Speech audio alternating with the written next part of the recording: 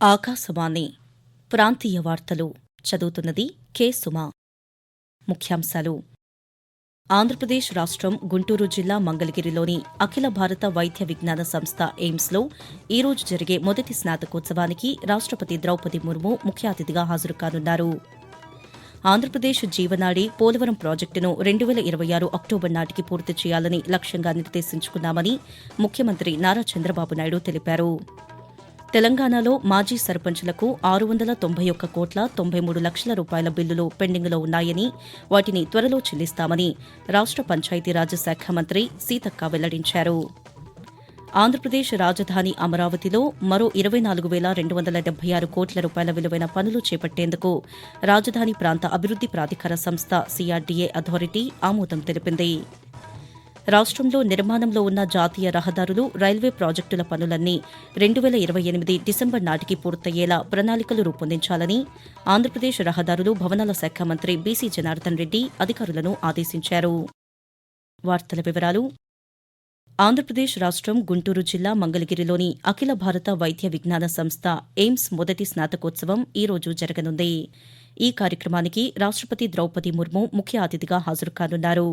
49 మంది ఎంబీబీఎస్ విద్యార్థులకు డిగ్రీలు, పోస్ట్ డాక్టోరల్ సర్టిఫికేట్ కోర్సు పూర్తి చేసిన మరో 4 విద్యార్థులకు రాష్టపతి బంగారు పతకాలు అందించనున్నారు. గవర్నర్ ఎస్ అబ్దుల్ నజీర్, ముఖ్యమంత్రి నారా చంద్రబాబు నాయుడు, కేంద్ర ఆరోగ్య కుటుంబ సంక్షేమ శాఖ సహాయ మంత్రి ప్రతాప్రావు గణపతిరావు జాదవ్, రాష్ట మంత్రులు సత్యకుమార్ యాదవ్, నారా లోకేష్ గౌరవ అతిథులుగా హాజరవుతారు. కాగా రాష్టపతి పర్యటన నేపథ్యంలో ట్రాఫిక్ ఆంక్షలు విధిస్తున్నామని కృష్ణా జిల్లా పోలీస్ సూపరింటెండెంట్ గంగాధర్రావు ఒక ప్రకటనలో తెలిపారు. ఈ రోజు ఉదయం 5 గంటల నుంచి సాయంత్రం 6 గంటల వరకు భారీ వాహనాలన్నీ ప్రత్యామ్నాయ మార్గాల్లో వెళ్లాల్సి ఉంటుందని పేర్కొన్నారు.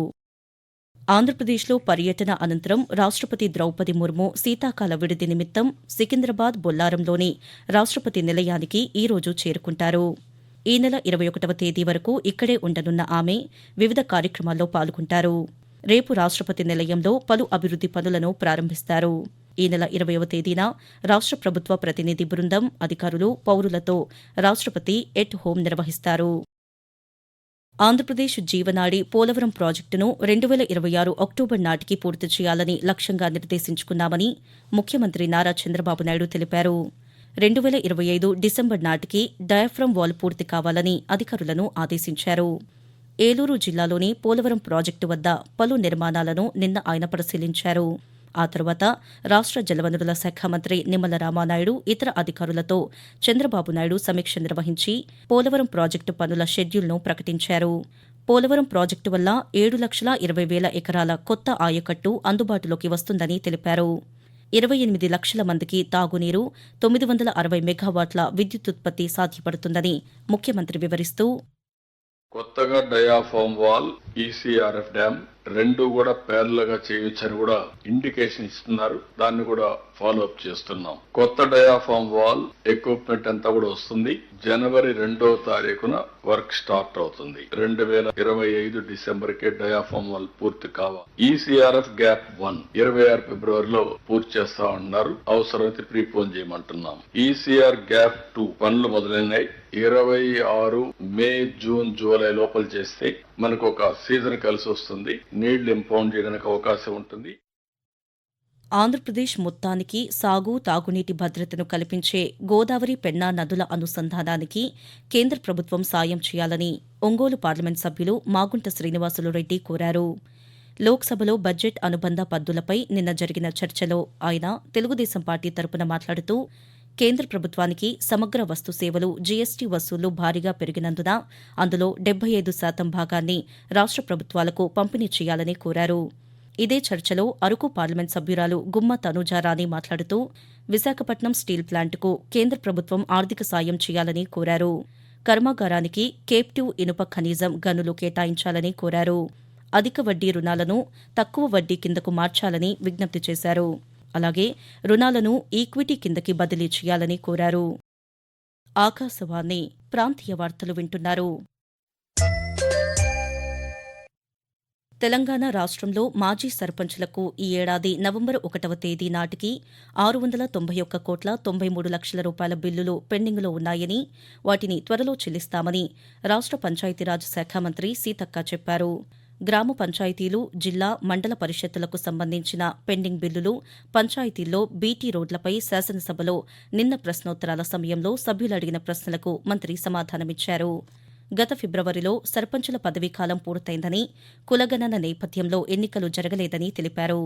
మాజీ సర్పంచులకు 2014 నుంచి బిల్లులు పెండింగ్లో ఉన్నాయని మంత్రి సీతక్క వివరించారు. తెలంగాణలో ఇంటర్మీడియట్ మొదటి సంవత్సరం వార్షిక పరీక్షలు మార్చి 5వ తేదీ నుంచి ప్రారంభమవుతాయి. 6వ తేదీ నుంచి ద్వితీయ సంవత్సరం పరీక్షలు ప్రారంభమవుతాయి. ఈ మేరకు తెలంగాణ ఇంటర్ బోర్డు పరీక్షల షెడ్యూల్ను నిన్న విడుదల చేసింది. ప్రయోగ పరీక్షలు ఫిబ్రవరి 3వ తేదీ నుంచి 22 వరకు జరుగుతాయి. ప్రథమ సంవత్సరం విద్యార్థులకు జనవరి 29వ తేదీన నైతికత, మానవీయ విలువలు, 30వ తేదీన పర్యావరణ విద్యా పరీక్షలు నిర్వహిస్తామని బోర్డు కార్యదర్శి కృష్ణ ఆదిత్య తెలిపారు. గతేడాది నుంచి ఆంగ్లంపై ప్రాక్టికల్స్ ప్రవేశపెట్టిన నేపథ్యంలో మొదటి సంవత్సరం విద్యార్థులకు జనవరి 31వ తేదీన, రెండవ సంవత్సరం విద్యార్థులకు ఫిబ్రవరి 1వ తేదీన జరుగుతాయి. రాష్ట్ర వ్యాప్తంగా ఇంటర్ ప్రథమ, ద్వితీయ సంవత్సరాలకు కలిపి సుమారు 9 లక్షల మంది పరీక్షలు రాయనున్నారు. ఆంధ్రప్రదేశ్ రాజధాని అమరావతిలో మరో 24,276 కోట్ల రూపాయల విలువైన పనులు చేపట్టేందుకు రాజధాని ప్రాంత అభివృద్ది ప్రాధికార సంస్థ CRDA అథారిటీ ఆమోదం తెలిపింది. రాజధానిలో ప్రధాన రహదారులు, రాజధాని నిర్మాణానికి భూములిచ్చిన రైతులకు స్థలాలు కేటాయించిన LPS లేఅవుట్లలో శాసనసభ, హైకోర్టు, సచివాలయం, విభాగాధిపతుల కార్యాలయ భవనాల నిర్మాణాలకు సంబంధించిన ప్రతిపాదనలకు సచివాలయంలో ముఖ్యమంత్రి నారా చంద్రబాబు నాయుడు అధ్యక్షతన నిన్న జరిగిన 43వ CRDA అథారిటీ సమావేశం ఆమోదం తెలిపింది. సమావేశంలో తీసుకున్న నిర్ణయాలను రాష్ట్ర పురపాలక, పట్టణాభివృద్ది శాఖ మంత్రి పి. నారాయణ వెల్లడించారు. ఈ నెలాఖరులోగా టెండర్లు పిలుస్తామని తెలిపారు. రాజధానిలో మౌలిక వసతుల అభివృద్ది, ప్రభుత్వ భవనాల నిర్మాణానికి మొత్తం 62,000 కోట్ల రూపాయలు ఖర్చవుతుందని మంత్రి నారాయణ వివరిస్తూ, అసెంబ్లీ బిల్డింగ్ 103 ఎకరాల్లో యాక్చువల్ గా నిర్మిస్తున్నాం. 11.22 లక్షల చదరపడుగుల కన్స్ట్రక్షన్, ఎత్తు 250 మీటర్లు. అదేవిధంగా హైకోర్టు భవనం 20,32,000 చదరపడుగులు. ఇది 42 ఎకరాల్లో నిర్మిస్తున్నాం. దీని హైట్ 55 మీటర్లు. 5 టవర్స్ ఉన్నాయి. అందులో GAD టవర్ తీసుకుంటే అది basement plus ground plus 47 floors plus terrace floor, tower 2, tower 3, tower 4, tower 5 అన్ని కలిసి 68,88,064 చదరపడుగులు. ఆంధ్రప్రదేశ్లో నిర్మాణంలో ఉన్న జాతీయ రహదారులు, రైల్వే ప్రాజెక్టుల పనులన్నీ 2028 డిసెంబర్ నాటికి పూర్తయ్యేలా ప్రణాళికలు రూపొందించాలని రాష్ట్ర రహదారులు, భవనాల శాఖ మంత్రి బీసీ జనార్దన్ రెడ్డి అధికారులను ఆదేశించారు. భూసేకరణ, అటవీశాఖ అనుమతుల్లో జాప్యం ఉండకూడదని సూచించారు. జాతీయ రహదారులు, రైల్వే ప్రాజెక్టుల్లో నెలకొన్న సమస్యల పరిష్కారానికి వివిధ శాఖలతో ఏర్పాటు చేసిన టాస్క్ ఫోర్స్ కమిటీ సమావేశం సచివాలయంలోని మంత్రి ఛాంబర్లో నిన్న జరిగింది. ఈ సందర్భంగా మంత్రి జనార్దన్ రెడ్డి మాట్లాడుతూ, ఈ ప్రాజెక్టులపై ముఖ్యమంత్రి నారా చంద్రబాబు నాయుడు ప్రత్యేక దృష్టి సారించారని, అధికారులు ఆయా సమస్యల పరిష్కారానికి సమన్వయం చేసుకోవాలని ఆదేశించారు. ఆంధ్రప్రదేశ్లో రైతులు, రైతు ఉత్పత్తి సంఘాలకు 35% రాయితీపై రాష్ట్ర గోదాములను అద్దెకు ఇవ్వాలని, గిట్టుబాటు ధర లభించే వరకు నిల్వ చేసుకునే అవకాశం కల్పించాలని వ్యవసాయ శాఖ మంత్రి అచ్చెన్నాయుడు అధికారులను ఆదేశించారు. మెగా సీడ్స్ పార్క్ ఏర్పాటుకు చర్యలు వేగవంతం చేయాలని సూచించారు. ఆకాశవాణి ప్రాంతీయ వార్తలు ముగించే ముందు ముఖ్యాంశాలు మరోసారి. ఆంధ్రప్రదేశ్ రాష్ట్రం గుంటూరు జిల్లా మంగళగిరిలోని అఖిల భారత వైద్య విజ్ఞాన సంస్థ ఎయిమ్స్లో ఈ రోజు జరిగే మొదటి స్నాతకోత్సవానికి రాష్ట్రపతి ద్రౌపది ముర్ము ముఖ్య అతిథిగా హాజరు కానున్నారు. ఆంధ్రప్రదేశ్ జీవనాడి పోలవరం ప్రాజెక్టును 2026 అక్టోబర్ నాటికి పూర్తి చేయాలని లక్ష్యంగా నిర్దేశించుకున్నామని ముఖ్యమంత్రి నారా చంద్రబాబు నాయుడు తెలిపారు.